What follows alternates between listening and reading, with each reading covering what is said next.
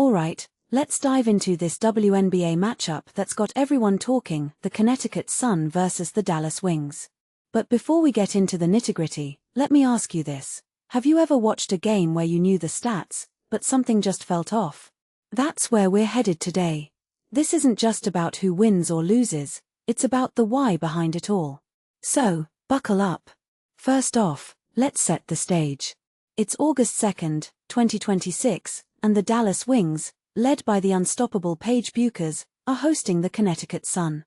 Now, on paper, this should be a straightforward win for Dallas, right? They're 18-11, while the Sun are struggling at 7-22.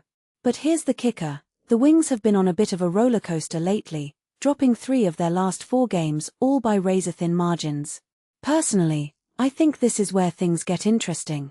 It's not just about the losses, it's about how they're losing. Close games like these reveal a team's mental toughness, or lack thereof. Are the Wings cracking under pressure, or is this just a minor hiccup? I'm leaning toward the former, but let's see. Now, let's talk about Paige Bueckers. In the first meeting between these two teams, she was in MVP form, dropping 25 points, 7 assists, and 7 rebounds. What makes this really interesting is how she's been performing lately. She's still putting up numbers, but the team's overall performance is slipping. From my perspective, this raises a deeper question. Is Bueckers carrying too much of the load?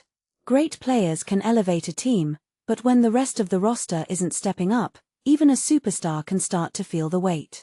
I'm curious to see if she'll try to take over again or if she'll trust her teammates more this time around. On the other side, the Connecticut Sun are in a free fall. They've lost 4 in a row and 6 of their last 8. But here's the thing, they're not getting blown out. Their last 3 losses have seen them give up 92 points or more, which tells me their defense is the issue. What many people don't realize is that defense is often a matter of effort and communication, not just talent. If the Sun can tighten up their rotations and talk more on the court, they might just stand a chance. Plus, they've got some serious firepower with players like Layla Lakin and Brittany Griner. If they can get their act together, this game could be a lot closer than the records suggest. One thing that immediately stands out is the contrast in these teams' trajectories. The Wings are a playoff contender trying to find their rhythm, while the Sun are a struggling team looking for any sign of hope. If you take a step back and think about it, this game could be a turning point for both sides. For Dallas, it's about regaining momentum. For Connecticut, it's about proving they're not as bad as their record says.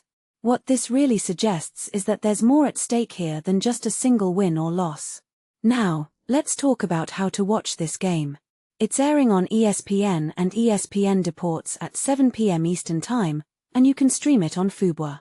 A detail I find fascinating is how streaming platforms like Fubo are changing the way we consume sports. It's not just about tuning into your local channel anymore, it's about having access to games no matter where you are.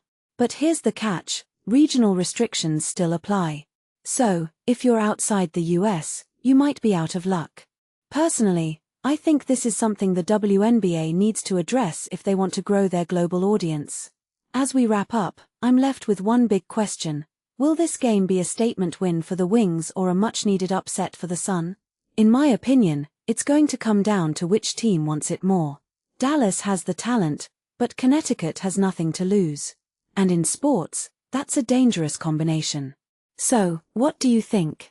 Let me know in the comments below. Until next time, keep thinking critically about the game you love.